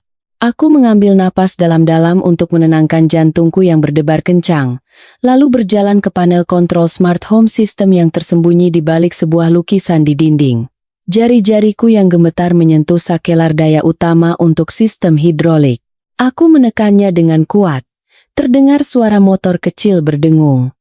Ini berarti lift telah dinonaktifkan sepenuhnya. Sekarang, ruang bawah tanah itu adalah sebuah kotak tertutup yang tidak bisa dibuka dari dalam maupun dari luar. Aku mengeluarkan remote control sistem ventilasi dari tasku, yang sirkuitnya telah kumodifikasi dengan susah payah beberapa hari sebelumnya. Alih-alih menyuntikkan udara segar, kipas bertenaga tinggi ini akan menyedot balik asap dari tabung gas bertekanan khusus yang telah kupasang sebelumnya di saluran ventilasi. Itu adalah campuran karbon dioksida dingin dan sedikit gas penenang nabati terlihat seperti kebakaran tapi tidak menyebabkan sesak napas yang fatal. Aku menekan tombol start. Terdengar suara his kecil. Seperti desahan iblis.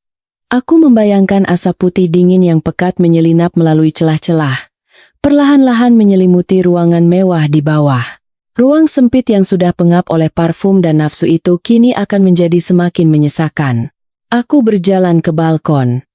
Angin malam berhembus sejuk, kontras dengan api yang membara di hatiku. Aku menatap ke jalan yang sepi. Cahaya kuning redup dari lampu jalan tampak sendu. Aku bergumam dalam hati, Baskara, kau mencoba menguburku di lumpur. Jadi hari ini aku akan membiarkanmu merasakan bagaimana rasanya dikubur hidup-hidup.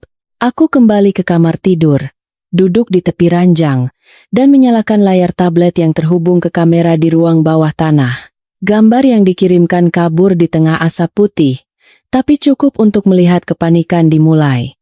Baskara dan Siti dilanda teror yang luar biasa. Baskara menggedor-gedor pintu ruang bawah tanah dengan panik. Tapi yang kembali hanyalah keheningan menakutkan dari kayu tebal dan baja kokoh. Siti meringkuk di atas sex chair, memegangi lehernya, dan batuk-batuk hebat.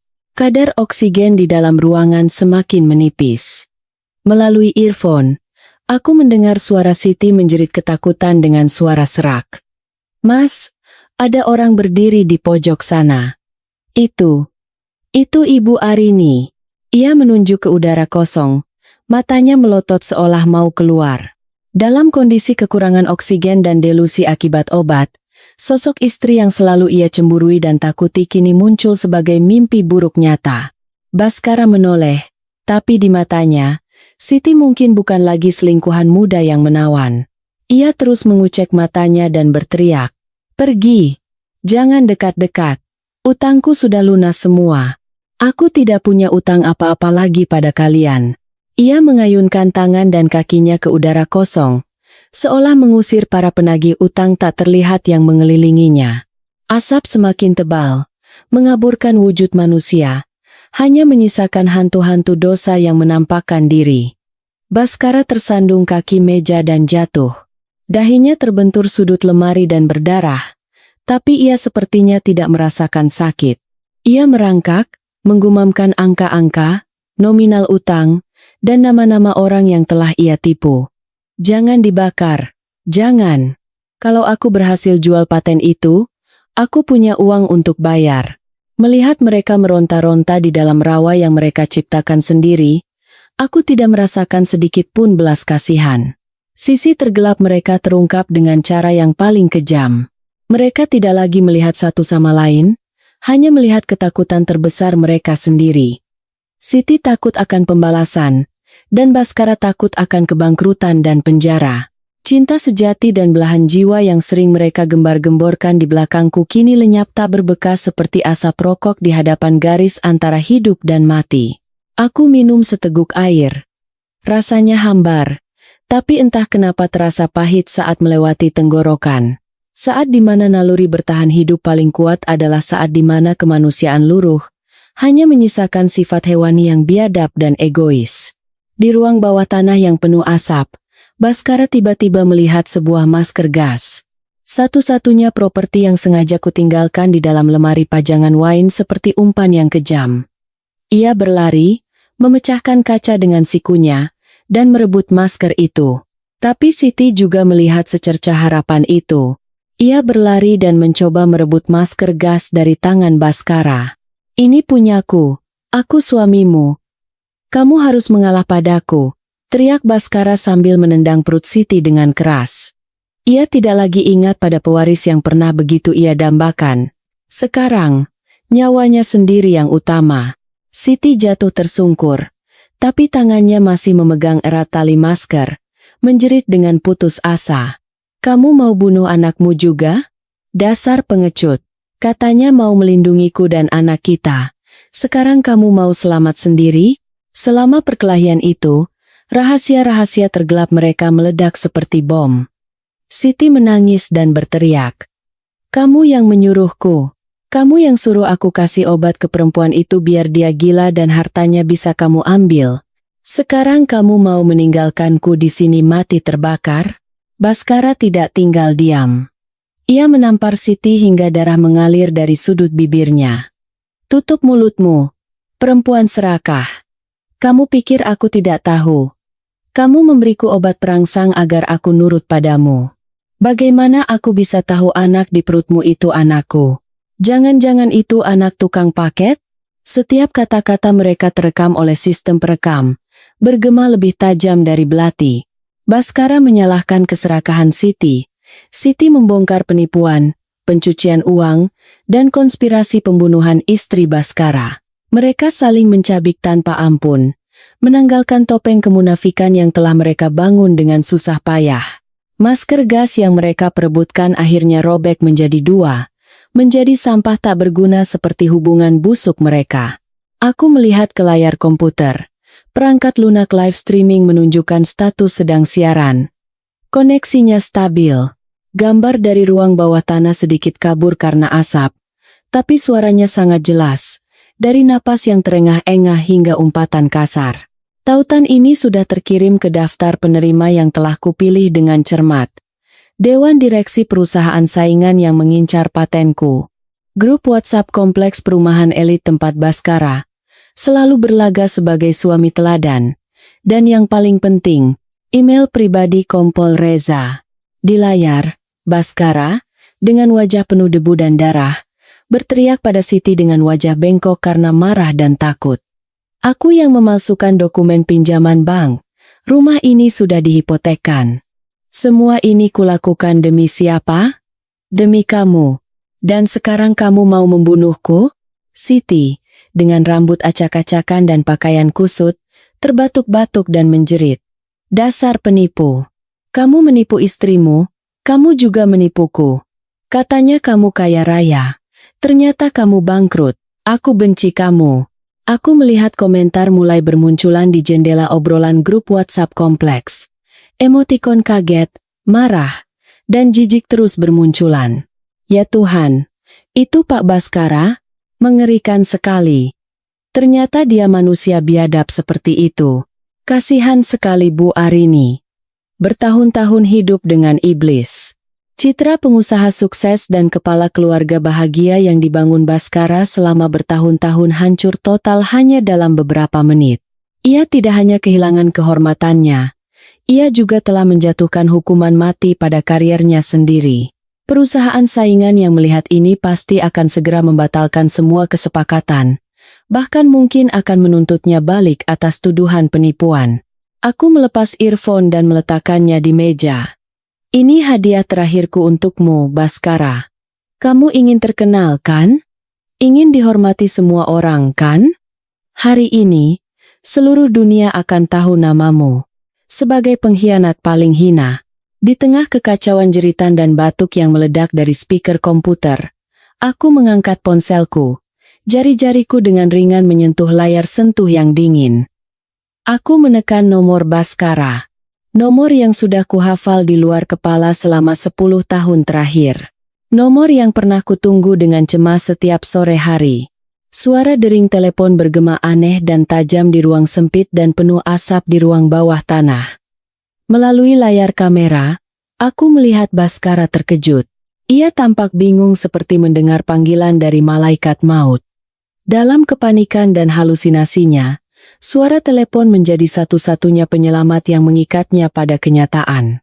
Dengan tangan kotor berlumuran darah dan debu, Baskara meraba-raba lantai, meraih ponsel yang bersinar. Ia menempelkannya ke telinga dan berkata dengan suara pecah dan serak, "Halo, siapa ini? Tolong, tolong saya. Ada kebakaran. Istri saya gila."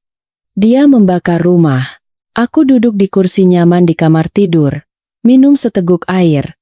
Air dingin itu mengalir ke tenggorokanku, memadamkan sisa-sisa belas kasihan terakhir. Aku membuka mulut. Suaraku seringan angin. Tenang. Tapi setajam pisau bedah yang membelah jantung. Mas, kamu sedang bilang siapa yang gila? Permainan dokter-dokteran hari ini seru? Hening di seberang telepon. Hanya terdengar napas kasar dan erangan Siti dari belakang. Baskara sepertinya mengenali suaraku. Bukan suara istri gila dan polos yang ia lihat beberapa bulan terakhir.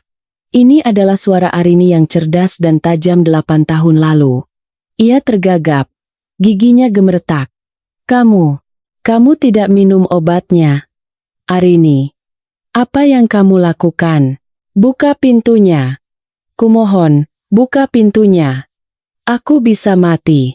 Aku tertawa pelan. Tawa pahit yang menggema di ruangan luas itu. Takut mati, Mas?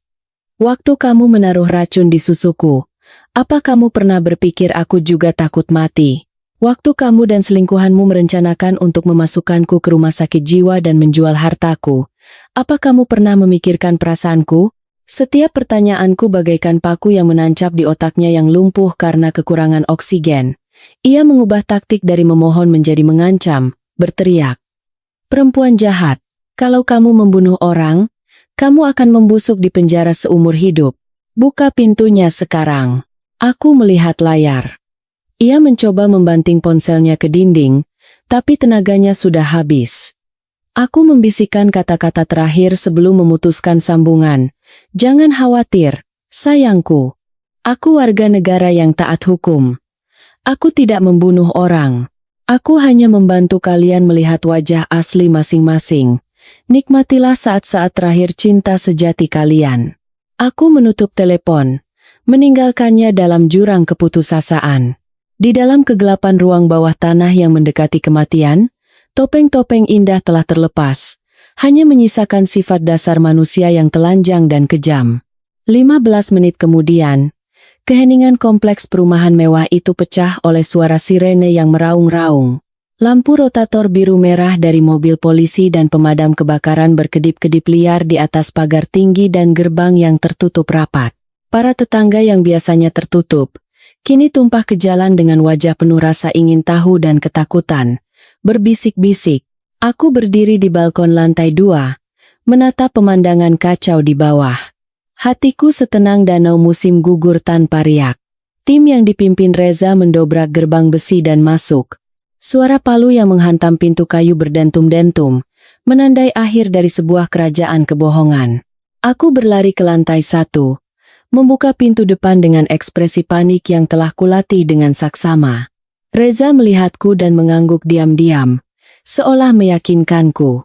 Semuanya sudah berakhir. Petugas pemadam kebakaran, sesuai arahanku, dengan cepat mendekati lokasi pintu ruang bawah tanah. Di bawah sana, suami dan asisten rumah tangga saya terperangkap. Asapnya tebal sekali. Tolong selamatkan mereka. Ketika pintu ruang bawah tanah berhasil didobrak, kepulan asap putih yang sebenarnya adalah uap dingin dan asap efek panggung membubung keluar. Petugas pemadam kebakaran dengan masker oksigen turun ke bawah, dan hanya dalam beberapa menit, mereka kembali membawa 2 orang yang lunglai. Tubuh mereka penuh goresan karena saling cakar.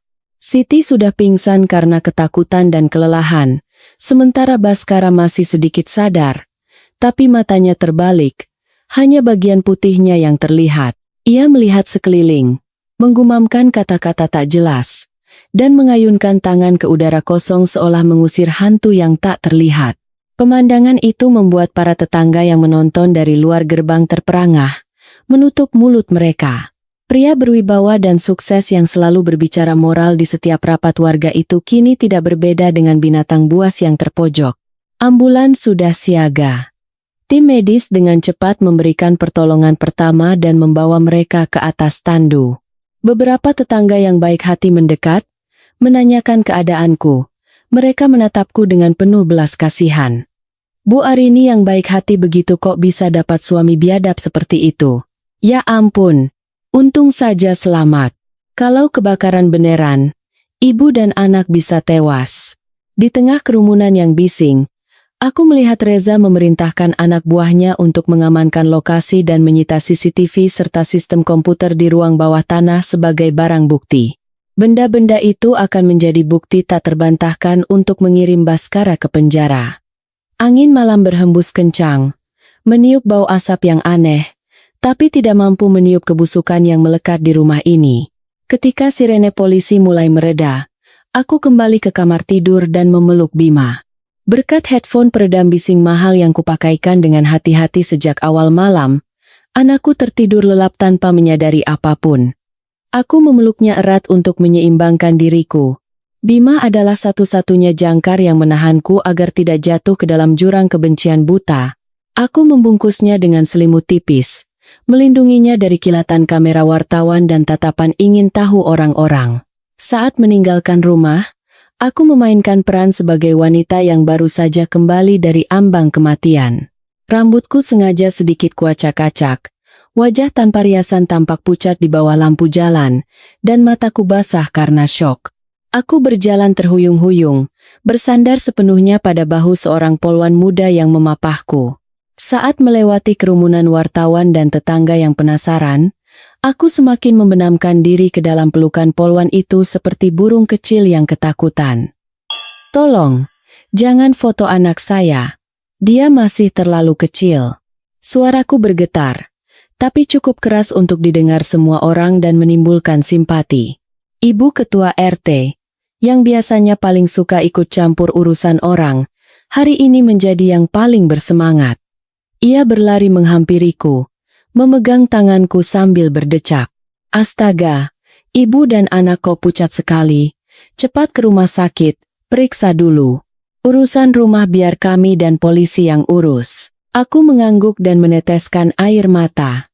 "Terima kasih, Bu. Saya takut sekali. Mereka mau membakar rumah. Mereka bilang mau membunuh kami."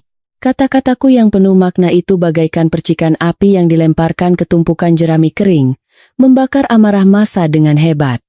Orang-orang mulai mencaci maki Baskara dan Siti dengan lebih keras. Saat aku naik ke ambulans, sirene kembali meraung. Aku melihat dari kaca belakang. Rumah 4 lantai yang megah, yang pernah menjadi kebanggaan kami, kini berdiri sepi di tengah malam yang gelap, dikelilingi oleh garis polisi kuning. Rumah itu seperti kuburan yang mengubur pernikahan 8 tahun yang penuh kebohongan. Aku menunduk menatap Bima. Ia bergerak dalam tidurnya, tangan mungilnya menggenggam jariku erat. Aku mengecup keningnya dengan ringan, berbisik, "Maafkan Bunda harus melihat ini, sayang. Tapi Bunda janji, mulai sekarang, langitmu akan selalu damai." Aku memejamkan mata, menyandarkan kepala ke jendela mobil. Merasakan getaran mobil yang melaju di jalanan yang tidak rata. Akting korban sempurnaku berhasil, tapi jauh di lubuk hatiku. Aku tahu butuh waktu sangat lama agar luka ini benar-benar sembuh. Keesokan paginya, rumah sakit tempatku dirawat untuk observasi penuh sesak oleh orang. Berita tentang seorang pengusaha kaya yang mencoba membakar istri dan anaknya di ruang bawah tanah bersama selingkuhannya menyebar secepat kilat melalui media sosial, menjadi topik utama di mana-mana. Para wartawan memenuhi koridor, berharap mendapatkan foto eksklusif atau wawancara tunggal. Aku terbaring di ranjang dengan infus menancap di tangan. Wajahku masih menunjukkan ekspresi syok dan lelah. Bima telah dijemput oleh neneknya agar jauh dari badai opini publik ini. Pintu kamar terbuka, dan seorang pria parubaya dengan setelan hitam mahal masuk dengan wajah khawatir. Ia adalah Pak Tirtayasa, CEO perusahaan besar yang ingin dibeli patenku oleh Baskara. Ia datang dengan 2 pengawal berbadan tegap, membawa keranjang buah impor yang mahal. Begitu melihatku, ia tersenyum basa-basi. "Bu Arini, saya dengar ada kejadian tidak menyenangkan di rumah." Saya langsung datang menjenguk. "Bagaimana keadaan ibu?" Ia meletakkan keranjang buah di meja dan memerintahkan pengawalnya untuk menutup pintu, menghalangi pandangan penasaran dari luar. Pak Tirtayasa menarik kursi, duduk di samping tempat tidur, dan merendahkan suaranya dengan nada penuh perhitungan. Kasus Pak Baskara ini memang sangat disayangkan. Tapi Ibu tahu kan, urusan rumah tangga sebaiknya diselesaikan diam-diam. Kalau masalah ini jadi besar, bisa merusak citra perusahaan dan membuat harga saham jatuh. Itu juga akan merugikan Bu Arini dan putranya. Ia mendorong amplop tebal ke arahku, menatapku dengan tatapan menyelidik. Ini sedikit tanda simpati dari saya. Saya harap Ibu bisa mempertimbangkan kembali keterangan di kepolisian. Katakan saja itu kecelakaan korsleting listrik. Pak Baskara nanti akan saya urus. Saya jamin dia akan direhabilitasi dan mendapat perawatan psikologis. Aku menatap amplop di atas meja, lalu menatap lurus ke mata Pak Tirtayasa. Rasa jijik membuncah di hatiku.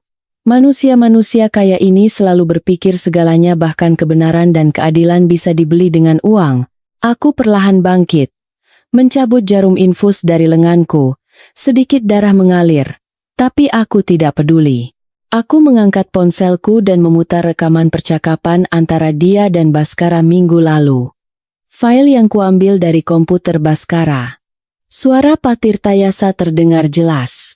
Pak Baskara, yang penting siapkan saja surat keterangan gangguan jiwa istrimu itu. Kalau urusan sudah beres, 30% uang muka akan saya transfer lebih dulu ke rekening luar negeri. Wajah Pak Tirtayasa pucat pasi. Ia tergagap. Anda. Dari mana Anda dapat ini? Aku tersenyum dingin dan meneruskan file rekaman itu ke grup wartawan ekonomi yang sedang menunggu berita di luar. Pak Tirtayasa, saya tidak butuh uang Bapak. Saya ingin Bapak diadili secara hukum atas tuduhan persekongkolan perampasan aset. Aku meninggikan suaraku ke arah luar pintu. Teman-teman wartawan, silakan masuk. Saya punya bukti penting yang ingin saya ungkapkan. Pintu kamar terbuka lebar, dan kilatan kamera menyambar tanpa henti. Pak Tirtayasa membeku di tempatnya. Ia sadar telah jatuh ke dalam perangkap tak terhindarkan yang dibuat oleh seorang wanita yang pernah ia remehkan hanya sebagai ibu rumah tangga. Di ruang interogasi yang dingin dan kedap suara, cahaya putih pucat menerangi wajah Kuyu Baskara. Setelah perawatan detoksifikasi dan obat penenang dari dokter, ia telah kembali sadar.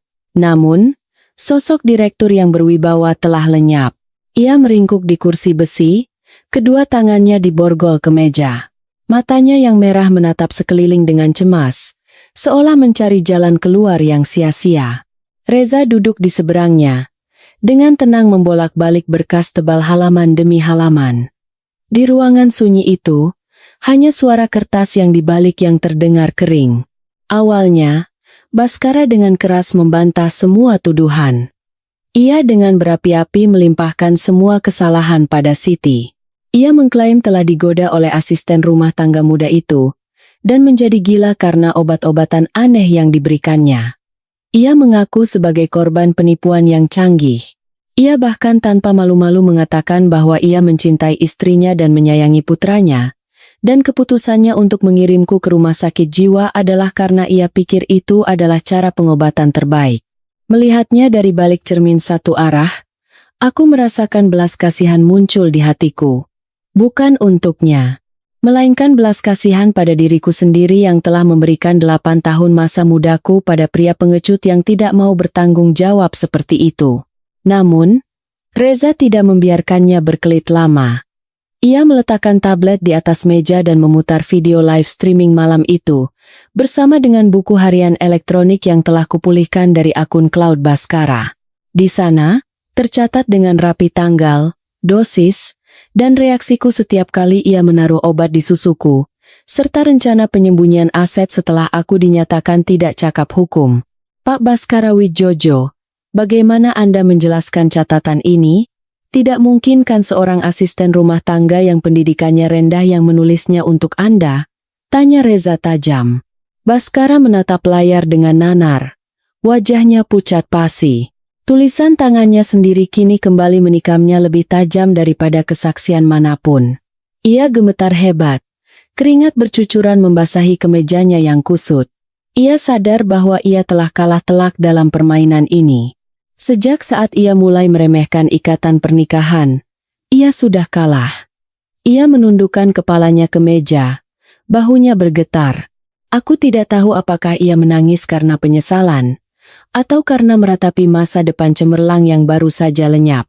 Aku tidak ingin melihatnya lagi. Aku berbalik. Pemandangannya yang menyedihkan telah menghapus total citra suami perkasa dari ingatanku. Hukum akan mengadili kejahatannya, tetapi rasa bersalah akan menjadi siksaan yang menghantuinya seumur hidup di balik 4 dinding penjara. Ia harus hidup setiap hari dengan penyesalan bahwa keserakahan dan pengkhianatan telah merenggut segalanya darinya. Keluarga, karier, dan kebebasannya yang berharga. Kasus penyekapan istri dan anak oleh seorang direktur di ruang bawah tanah memicu gempa bumi besar yang tidak hanya mengguncang media, tetapi juga merambat ke setiap sudut kehidupan. Perusahaan ekspor-impor Baskara anjlok sahamnya, menjadi kertas tak berharga dalam semalam. Bank dan rentenir serentak datang menyita seluruh asetnya, dari mobil mewah hingga tanah fiktif yang ia banggakan. Ketika cangkang mewah pengusaha sukses itu terkelupas, yang tersisa hanyalah tumpukan utang dan modus penipuan yang kotor. Townhouse yang pernah menjadi kebanggaan kami kini ditempeli stiker sita dari bank. Dari kejauhan, aku melihat orang-orang asing keluar masuk rumah, melakukan inventarisasi aset, dan mengangkut perabotan mahal untuk melunasi utang. Para tetangga yang lewat menunjuk-nunjuk dan berdecak. Mereka bersimpati pada kami, sebesar kemarahan mereka pada perbuatan Baskara.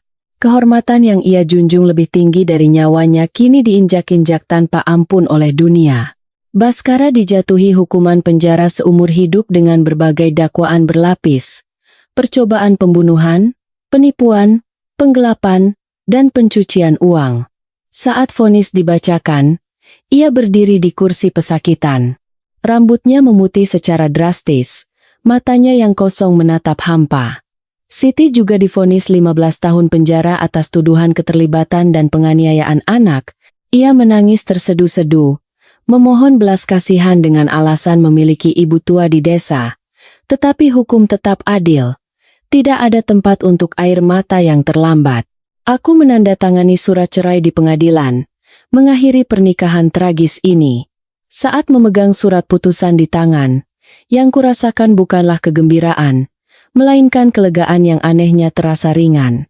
Seolah-olah aku baru saja meletakkan batu seberat ribuan ton yang telah menekan dadaku selama bertahun-tahun. Aku menggandeng tangan Bima dan berjalan keluar dari pengadilan. Sinar matahari senja memantul di lantai ubin, memanjangkan bayangan kami.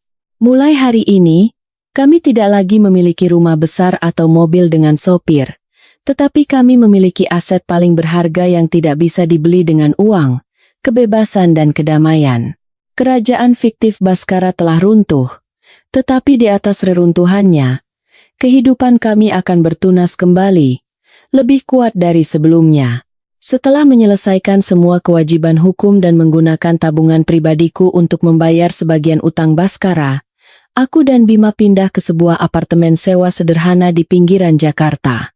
Kehidupan baru dimulai dengan banyak tantangan, tetapi rumah kecil itu selalu dipenuhi tawa Bima. Suara yang sebelumnya terkubur di bawah perhitungan dan kecurigaan. Aku tidak membuka toko kue atau mencari pelipur lara dalam kegiatan amal seperti yang disarankan banyak orang. Aku adalah seorang ilmuwan, dan aku percaya cara terbaik untuk menyembuhkan diriku adalah dengan kembali pada gairah yang telah lama terlupakan.